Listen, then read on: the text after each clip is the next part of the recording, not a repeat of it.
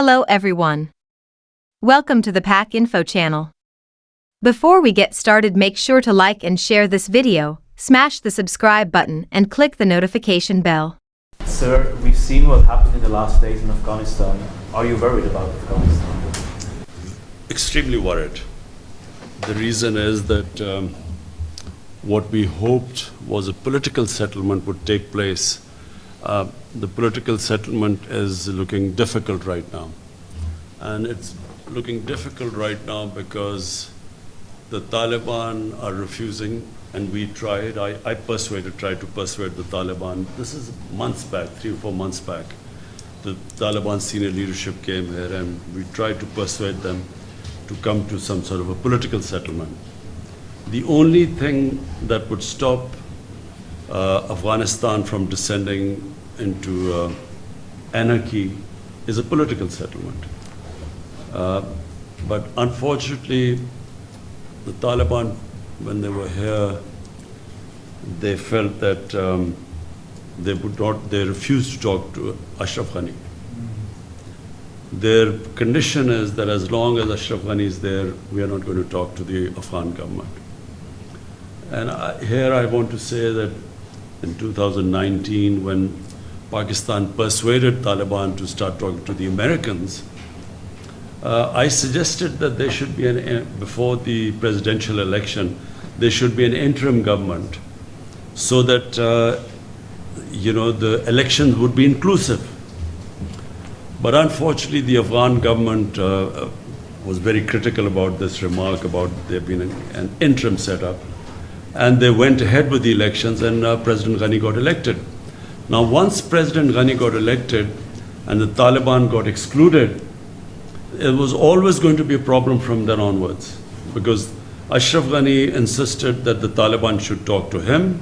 The Taliban did not recognize him, they didn't recognize the elections, and they would refuse to talk to him. So that's where the problem started. And that problem still is there. Now, the Afghan government is extremely critical about Pakistan. They think we have some magic powers that we will make Taliban do whatever we want to do.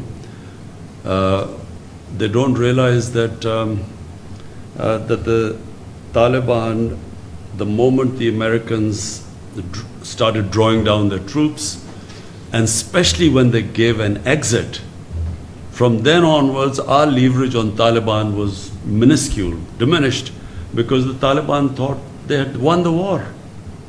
They had won the war by not losing to the Americans. And in their mind that once the Americans left, then, then they had won. So to try and persuade them when time was given for exiting Afghanistan by Americans, it became extremely difficult to try and persuade them. And Afghan government, unfortunately, is now blaming Pakistan for what is happening there. They somehow think that Pakistan has supernatural powers. We are a superpower plus, which can, which has such power that 70,000 Taliban can take on 300,000 Afghan government troops with aircrafts and with modern weapons. And somehow, we have that power to make them win.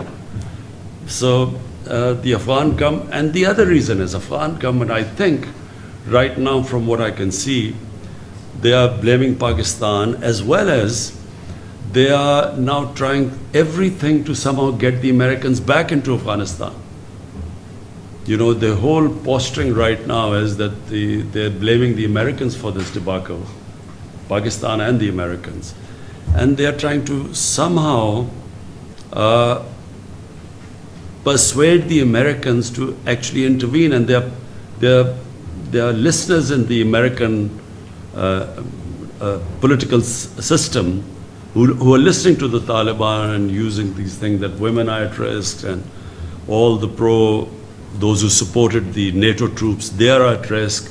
And somehow they want the Americans to again intervene. But this is, they've been there for 20 years. What will they do now which they didn't do in 20 years? So so this is the situation right now. You asked me a question, about us being worried. We are worried because the direct impact of this descending into a prolonged civil war, this is what we think will happen. It will be a prolonged, protracted civil war, and the country that will be most affected after Afghanistan will be Pakistan. We will be affected, number one, that more Pashtuns are in Pakistan than in Afghanistan. Taliban is basically a Pashtun movement, so it will flow into our Pashtun areas. And it happened after 2003-4. It happened that our Pashtun areas reacted to what was happening in Afghanistan, and Pakistan lost 70,000 people in that because we supported the Americans. And so there's a likelihood that again in our Pashtun areas we will have problems. So that's number one. And then having lost 70,000 people and over $100 billion lost to the economy, half of our tribal area people were internally displaced. About 3 million people were internally displaced. So that's number one worry. Number two is refugees. We already have 3 million refugees in Pakistan, Afghan refugees. 3 million registered. We think there are over about 500,000 more than that. So last thing we want, our economy is just recovering. We do not want another inflow of refugees. And number three is that we have now great plans of our connectivity right into Central Asia through Afghanistan. I just went to Tashkent to work on this railway from Uzbekistan connecting through Afghanistan, through Mazar Sharif and into Pakistan, which would connect this whole area. So this is our future, it's geoeconomics. And we are worried that if there is a civil war in Afghanistan, this whole economic agenda of connectivity with Central Asia goes out of the window. So that's our worry. Sir, in case of the Taliban takeover of Kabul, what will be your government's policy? Will you close the border or cut relations with Afghanistan? What will happen, I can't say. But what Pakistan wants is Pakistan will deal with any government that is elected or selected by the people of Afghanistan. So whoever people of Afghanistan, the government they feel represents them, Pakistan will work with them, whichever that government is. What would the Taliban takeover mean for Pakistan? Taliban takeover depends what sort of a Taliban takeover it is. If it is a Taliban takeover which becomes inclusive with other players, and it includes, it will be the best thing for Afghanistan if it is an inclusive government. But if it is exclusive government with fighting going all over Afghanistan, we believe that if the Taliban try and form an exclusive government through military takeover, this will mean a protracted civil war. And that is, as I said, a nightmare scenario for Pakistan. So there's, it seems, even though everyone's gathered in Doha today, I believe there's a Troika meeting as well, it seems like there's a last-ditch effort to try to come to some sort of solution. Do you think there's lots of suggestions as to how this could move forward? The Taliban have one suggestion too, which is that Ashraf Ghani should step aside. If it means, given how much Pakistan has at stake, would you support such a move? I mean, if it comes to this consensus that an elected president should step aside? Number one, at the moment, the top priority should be a ceasefire, because obviously civilians are affected, and civilians will get more and more affected as this fighting rages and gets into the main cities. Once the fighting gets into the main cities, then there will be heavy civilian casualties. So therefore, at all costs, there should be a ceasefire. Now, what would it take for a ceasefire? And that's what the Doha talks are all about. So, I'm not a big one into military solutions. I believe that, as a politician, we always should look for a political settlement. Now, let's hope that there is some sort of a political settlement, but that will only happen if Taliban realize that they cannot take over the whole of Afghanistan through military means, and the government side realizes that they too have to give to come to the ceasefire. So they will also have to make compromises. So that's really what these talks are all about. Can they meet on a middle ground? Now, whatever that middle ground is, I guess the talks will decide. So do you think Pakistan's influence of Taliban has been decreased compared to 1990s? What do you think about that? Let me remind you that, Pakistan was the three governments that recognized the Taliban government in 2001, before the Americans toppled the Taliban government. And probably Pakistan was the most influential government. Despite that, when Pakistan wanted, on behest of the Americans, for Taliban to hand over Osama bin Laden to the Americans, the Taliban refused. So even then, the influence of Pakistan was not all-encompassing. But let me just say one thing. As a student of history, and especially of Afghan history, anyone who thinks that Afghanistan can be controlled from outside does not understand the character of the Afghan people. Throughout their history, they have never accepted outside control. Take the three of the British-Afghan wars, which happened. There were three. Then the Russians. Everyone knows the Russian history, and now this recent 20-year-old American misadventure. So if you look at all of them, one thing comes out, that the Afghan people of Afghanistan they cannot be made puppets. If I was the Pakistani policymaker in the 90s, I would not have encouraged this idea of strategic depth, which Pakistan policy was at the time. Very understandable, because the 7 times size of Pakistan is India, a hostile eastern neighbor. And the Pakistani security setup was always worried about Pakistan facing two fronts, east and west hostilities. So therefore there was always an attempt to have a pro-Pakistan government in Afghanistan. But in my opinion, whichever government comes into power in Afghanistan would have to work with Pakistan. And Pakistan should work with any government that comes, which is selected by people of Afghanistan. Rather than trying to influence governments in Afghanistan, if you look back at the history, it does not work. The Afghan people do not accept it. So even now, when we talk about if the Taliban takeover takes place, will it be a pro-Pakistan government? Whichever government comes into Afghanistan, it will, if it is ever perceived to be controlled from outside, it loses credibility within Afghanistan. People of Afghanistan will only back a government that represents their people and stands for their interests. So therefore, my policy, ever since my government has come into power, we have reached out to all the Afghan factions, to the Northern Alliance, to who were perceived to be anti-Pakistan. Hamid Karzai I've talked to. Abdullah I invited. I talked to them. All of them we try to convince that, look, we now have no favorites in Afghanistan.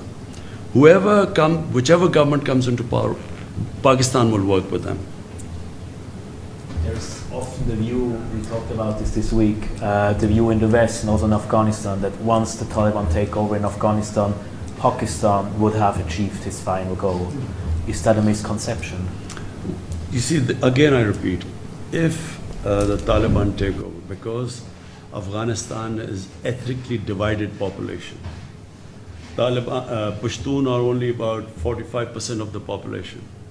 Then there are Tajiks, then there are Hazara, Uzbeks. So it's a Afghanistan, the reason it has been a decentralized government is because of the different population mix.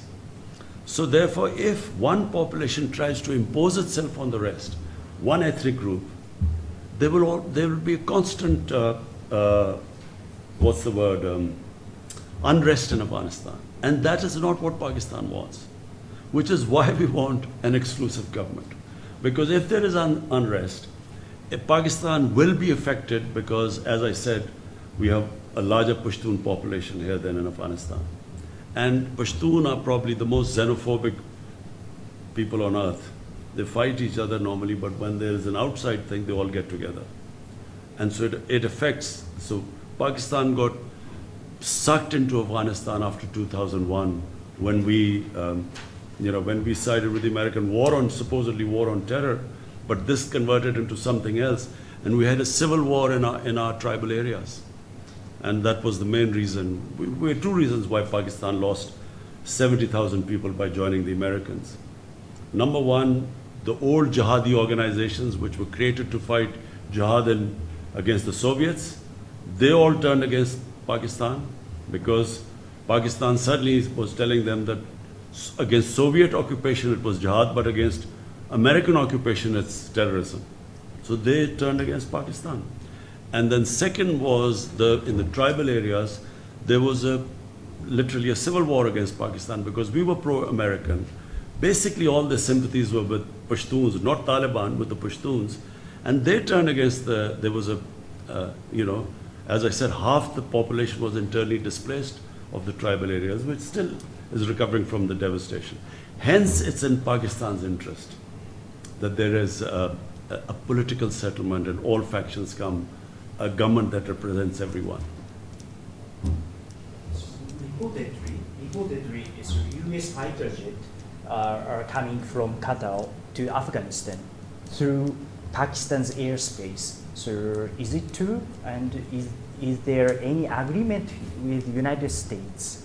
We have made it very clear that Pakistan is not, first of all, our soil will not be used to be, so that we get again embroiled in an Afghanistan civil war. So we do not want any bases in Pakistan. We don't want our soil to be used for attacks into Afghanistan. And as far as I know, that after 31st, the Americans are going to stop all sorts of even air attacks on Afghanistan. One last question. So the two main players in Afghanistan and its solution are the United States and Pakistan. The heads of the two governments have not spoken yet. I want to know the state of relations between your government and President Joe Biden's government on Afghanistan, and moving forward, do you think that Pakistan is going to be scapegoated? And what is Pakistan's strategy when it says we have other options? The NSA had also said expanded. Let me say three things. Number one, Pakistan has already been being made a scapegoat by Afghan government. And the Afghan government is doing so because it is blaming Pakistan for all the misgovernments and the kleptocratic government that Afghanistan has been. I mean, clearly 70,000 of Taliban should not be sort of dominating a 300,000 well-equipped with air cover Afghan unless the population is helping the Taliban. It cannot happen otherwise. So rather than looking at the reasons why they have not been able to provide the governance that was required for winning over the population, and secondly, the whole hasty way that the Americans have certainly left. The Americans, if you wanted a political settlement, common sense is that you do the political settlement from a position of strength. So when you have 150,000 NATO troops there, that was the time to do a political settlement. People like me were all the time saying that, there's no military solutions to do a political settlement. I was called anti-American. I was called Taliban Khan because of that. And people like us were sort of sidelined for even talking about a political settlement. So having not done a political settlement from a position of strength, now blaming Pakistan when you have, when there's no leverage left, when the Taliban think they're winning, for the Afghan government, mind you, first time I'm seeing that the Afghan government are now blaming the Americans the way they exited. So they too are now blaming the Americans. So finally, and the other thing about, I keep having the President Biden hasn't called me. Well, it's his option if he wants to call or not. It is business if he thinks it's necessary or not. I mean, not that I am waiting for any phone call. It's his prerogative. There's a friends are visiting from Delhi, so I just thought maybe we can have a difference of strategy in Delhi and Pakistan on Corona also. The way we fought is totally different. Can I ask one last question towards Afghanistan? You're a close ally to China. What would you see the future role of China in Afghanistan?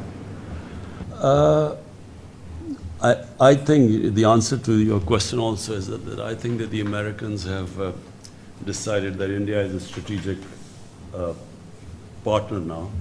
And I think that's why there's a different way of treating Pakistan now. And also they feel that we're very close to China and then they want to sideline China. So I think in the broader strategic policy of the US, I think that's what is reflected in the way they have dealt with Pakistan. Pakistan is just considered only to be useful in the context of somehow settling this mess which has been left behind after 20 years of trying to find a military solution when there was not one. I feel that China is an emerging superpower, and China is, for us, for Pakistan, it's very important because China has helped us in a very difficult time. So we are obviously grateful to China the way they've helped us. But it's not an exclusive thing. Even CPEC for us is we've invited all the countries, Europeans, any country can join us in this. Pakistan's main concern now is economics. Our real concentration is now to lift, we have 220 million people. My main job is to look at their well-being, lift people out of poverty. And that point of view, China has been very helpful because China has done probably no in human history, no country has ever done lifting almost 700 million people out of poverty. So that's really our main, where China is helping us a lot. Will China have a role in Afghanistan? China is a neighbor. Obviously China will have a role in the rebuilding of Afghanistan. Yes, I think so. Sir, can I have just one last question? Turkish President Recep Tayyip Erdogan has proposed to involve Pakistan and Hungary to protect and run Kabul's international airport following the withdrawal of other NATO-led foreign troops. So far, no clear response has come from Pakistan. What is the Pakistan position to safeguarding the Kabul airport? I've just had a meeting with Turkey's defense minister, and we will be trying. The best thing is for Turkey and the Taliban to have a face-to-face dialogue, so both can talk about the reason why that Kabul airport has to be secured. And so we will be talking to the Taliban to use our influence for them to have a face-to-face talk with Turkey. I hope you liked the video. Thanks for watching.